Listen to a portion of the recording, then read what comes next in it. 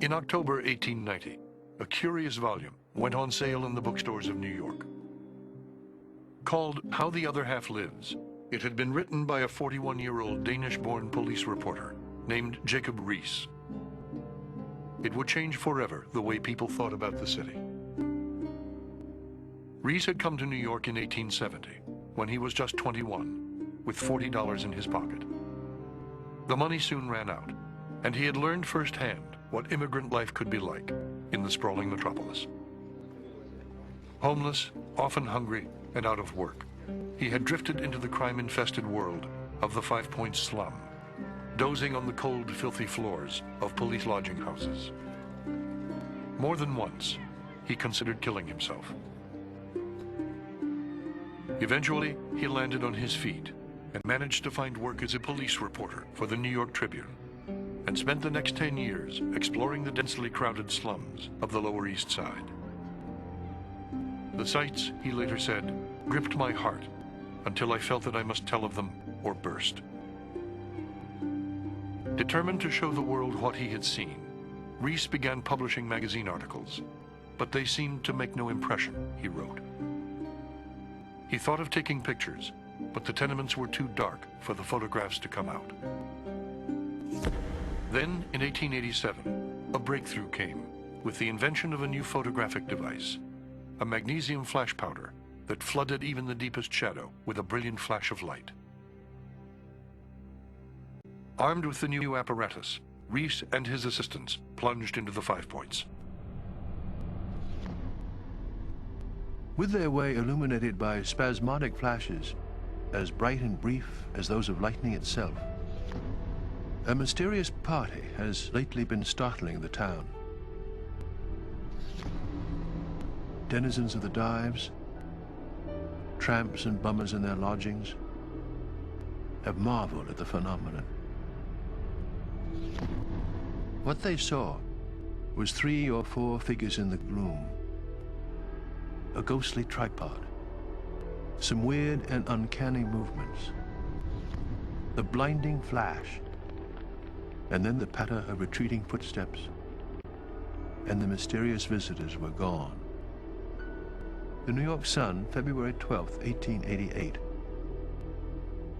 They would go into places, especially at night, with the brand new flash powder attachment and surprise people. Sleepers in these kind of collective sleeping rooms, or drinkers in these rot gut saloons.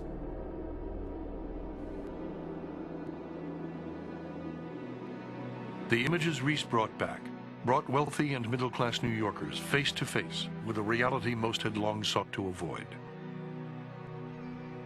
Their city, one of the wealthiest in the world, had become home to more than 1 million overworked and undernourished people, often living in conditions of unspeakable horror. He went everywhere, carrying his camera down obscure courtyards and back ways, with names like Ragpicker's Row, Blind Man's Alley, and Bottle Alley. In a place called Bandit's Roost, he photographed a dozen men, all said to be wanted for murder. He was especially moved by the plight of the young, the ragged street Arabs who sold newspapers by day and slept in alleys by night. The child laborers who often worked 7 days a week in stifling factories and sweatshops. And the tens of thousands of abandoned and orphaned children who had been left to fend for themselves. But what horrified him most was the unspeakable conditions in which so many New Yorkers were forced to live. You have a vast influx of new immigrant groups, so that whereas in 1860 it was essentially a city of small homes, by 1900 the most crowded neighborhoods in the world are in New York City, especially on the Lower East Side, but also in East Harlem. We have the rise of tenement housing, which is really worse than anything that was ever seen in the United States. And it's probably about as bad as anything that's ever been put up anywhere in the world. A tenement, briefly defined, is simply a building that concentrates as many people into as little space as possible, with the lowest overhead costs for the landlord. The tenements began sometime in the middle of the 19th century, and there were no laws governing the tenement, so it really stuffed people into 6 or 7 floors of rickety walk-up, jammed into as many rooms as possible, many of which were interior rooms with no light of any sort or air. I went up the dark stairs in one of those tenements, and there I trod upon a baby. It is the regular means of introduction in the old dark houses, but I was never able to get used to it. I photographed the baby, standing with its back against the public sink, in a pool of filth that overflowed on the floor. I do not marvel that 1 in 5 children in the rear tenement, into which the sunlight never comes, was killed by the house. It seems strange, rather, that any survived. Jacob Riis. Many of the tenements were life-threatening, literally. That is to say that the threat of disease, infectious bacterial diseases like dysentery, for example, was always there, and epidemics could spread rapidly. The high death rate, the high sickness rate. This was the reality for many, many hundreds of thousands, millions of New Yorkers at any given moment. Ill-fed and ill-clothed, packed into buildings with few sinks or toilets, and sometimes with no plumbing at all. Tenement dwellers were prey to every kind of disease: diphtheria, influenza, typhoid, pneumonia. Worst of all was the disease called the White Plague, tuberculosis. Every year, 20,000 new cases were reported in the slums. Every year, 8,000 people died of the disease. July and August spell death to the army of little ones, whom the doctor's skill is powerless to save.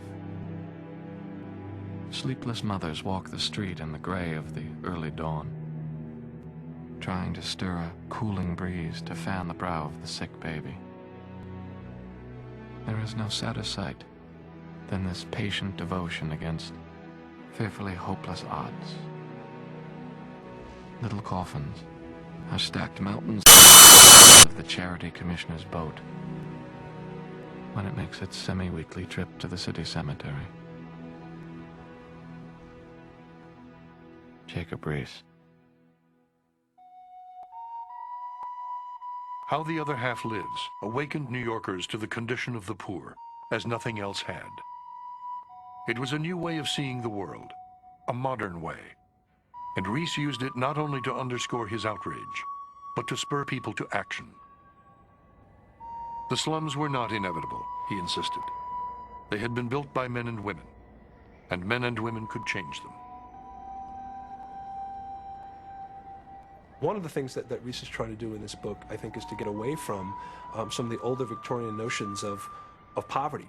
Why are some people poor? Why do some people live in such terrible conditions? And his answer is more along the lines of a modern sort of environmental view of poverty.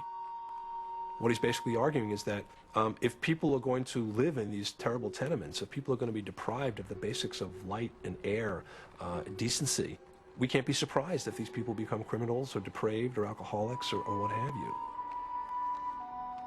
So that there's a way in which Riis is, I think, the opening shot, if you will, or the first chapter in a Reformed tradition. Because it was a book that made a lot of people want to get involved in improving life in the city.